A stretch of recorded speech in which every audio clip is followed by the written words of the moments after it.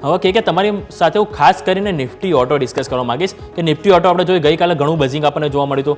ગઈકાલે આપણે જોઈએ તો સપોર્ટ કરવાવાળો કે જે મેઇન નિફ્ટી ઓટોને ખેંચનારો એક સ્ટોક હતો મારુતિ, કે જેના એક સમાચાર આવ્યા હતા કે જે યુપી સરકાર તરફથી જે રજિસ્ટ્રેશન ટેક્સ છે, જે સ્પેસિફિક જે હાઇબ્રિડ ટેકનોલોજી જે વાપરતા હોય એના માટે કંઈક ટેક્સ વેવર કરી દીધો, જેના કારણે આપણને ઓલમોસ્ટ 6 થી 7% તેજી મારુતિમાં જોવા મળી હતી. પરંતુ એક મારુતિ નહોતું કે જે નિફ્ટી ઓટોને ખેંચવાડો હતો, સાથે સાથે ટાટા મોટર્સમાં પણ કંઈક હતું કે એ લોકોએ એમની કિંમતમાં કંઈક ઘટાડો કર્યો હતો.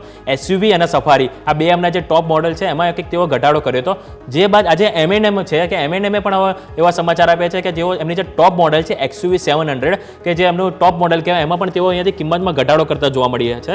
એટલે કે હવે સ્વાભાવિક છે કે આપણે બે રીતે લઈ શકાય. સ્વાભાવિક એક તો એમની જે કોમ્પિટિશન છે કે જે ટાટા મોટર્સે ઘટાડે એટલે બીજી કંપની પણ એમના જે કિંમતમાં એક ઘટાડો કરે એ રીતે પણ લઈ શકાય. બીજી વસ્તુ એ રીતે પણ લઈ શકાય કે સ્વાભાવિક છે કે એમની જે ટોપ મોડલની જે કાર છે એમાં એટલું એમના સેલ્સ ના થતું હોય તો પણ એમના કિંમતમાં ઘટાડો કર્યો હોઈ શકે. એટલે કે આ સિચ્યુએશન આપણે કઈ રીતે જોવી જોઈએ અને સાથે સાથે ટાટા મોટર્સ અને M&M આ બે સ્ટોક કઈ રીતના રહેશે કે એમાં લાગે છે કે ફર્ધર અપસાઇડ હજી આપણને જોવા મળી શકે છે કે વેલ અત્યારે આ લેવલ પર ઓટો કાઉન્ટર્સની વાત કરીએ, નો ડાઉટ XUV 700 ની કિંમતમાં ઘટાડો કર્યો છે. નાવ M&M ની વાત કરીએ તો XUV 700 એક પ્રીમિયમ ગાડીમાં આવે છે, પ્રીમિયમ સેગમેન્ટમાં આવે છે અને જે પ્રાઇસ પર અત્યારે XUV 700 છે એ પ્રાઇસ પર પણ લોકોની ખરીદારી, લોકોની રુચિ પર્ટિક્યુલરલી આ કારમાં છે.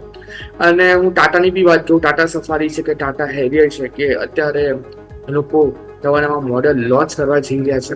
તો જે પ્રમાણે રિવેમ્પ કરેલું છે આ બંને મોટર્સે પોતાની ગાડીમાં, પોતાના મોડલ્સમાં, લોકોની રુચિ ખરેખર આ બંને ગાડીમાં અત્યારે વધતી જોવા મળી છે. અને નો ડાઉટ યુપી ગવર્મેન્ટે પર્ટિક્યુલરલી હાઇબ્રિડ ગાડી માટે જે ટેક્સના રેટ આવેલા છે પર્ટિક્યુલરલી હાઇબ્રિડ ગાડીઝને લઈને છે. અને અત્યારે આ ટાઈમ પર હાઇબ્રિડ ગાડી જોવા જઈએ તો સૌથી વધારે બે જ કંપની બનાવે છે. એમાં નંબર 1 છે મારુતિ સુઝુકી અને બીજા નંબર પર આવી રહ્યું છે ટોયોટા. એટલે મારુતિને સૌથી વધારે બેનિફિટ થાય એ સ્વાભાવિક છે, એટલે એમાં કોઈ બેમત નથી. બટ અત્યારે આ લેવલ પર જો હું ટાટાની અને M&M ની વાત કરું ભૌમિક, તો તમે એ લોકોનો પોર્ટફોલિયો ખરેખર જોવા જેવો છે. જે પ્રમાણે એગ્રેસિવલી ટાટા મોટર્સ અત્યારે ફોકસ કરી રહી છે CNG કાર પર, EV કાર પર, ઓકે, અને નવા મોડલ્સ લઈને આવી રહી છે. અને પર્ટિક્યુલરલી મહિન્દ્રાની વાત કરું તો મહિન્દ્રા પણ ગ્રેજ્યુઅલી અત્યારે પોતાનો પોર્ટફોલિયો બિલ્ડઅપ કરી રહી છે. સારા એવા પ્રોડક્ટથી તમે જોઈ શકો છો 3XO નું મોડલ છે અત્યારે રિસેન્ટલી 2 માં લોન્ચ થયું છે. સારો એવો પ્રતિસાદ લોકો તરફથી મળ્યો છે. નાવ આના પછીનો સ્ટેપ શું હોઈ શકે છે મહિન્દ્રાનો જો એની વાત કરું ભૌમિક, તો જેવા 2-3-4 મોડલ્સ મહિન્દ્રાના એકદમ માર્કેટમાં સેટઅપ થઈ જશે એના પછી મહિન્દ્રા પણ CNG ગાડી પર, EV પર વધારે ફોકસ કરશે અને હાઇબ્રિડ પર વધારે ફોકસ કરશે. તો ઓવરઓલ જે વ્યૂ બની રહ્યો છે બંને ઓટોમેકર્સ પર એ અત્યારે પોઝિટિવ સાઇડનો જ બની રહ્યો છે. બંને ગાડીમાં બંને સ્ટોક પર અત્યારે ખરીદારી કરીને ચાલવાનો વ્યૂ છે. અને ભૌમિક, મારી રિક્વેસ્ટ છે તમને કે XUV 700 ના પ્રાઇસ ઘટાડેલા છે તો એટલીસ્ટ તમે પણ રિક્વેસ્ટ કરો બિંગ અ રિપોર્ટર કે 3XO ના પર પ્રાઇસ ઘટાડે તો અમને થોડો બેનિફિટ થાય ગાડી લેવા માટે. સો બંને સ્ટોક પર અત્યારે ખરીદારી કરીને ચાલવાની ભલામણ છે. હું લેવલની વાત કરી લઉં.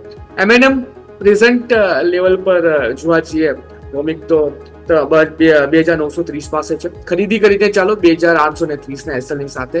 ટાર્ગેટની વાત કરીએ તો 3000 પહેલો ટાર્ગેટ છે, 3000 જો બ્રેક કર્યો તો 3200 નો બીજો ટાર્ગેટ આપણને જોવા મળી શકે છે.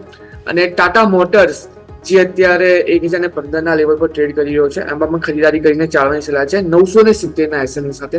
ટાર્ગેટની વાત કરી લઈએ તો 1050 નો પહેલો ટાર્ગેટ અને એ જો બ્રેક કરે તો 1200 નો બીજો ટાર્ગેટ પણ આપણને આમાં જોવા મળી શકે.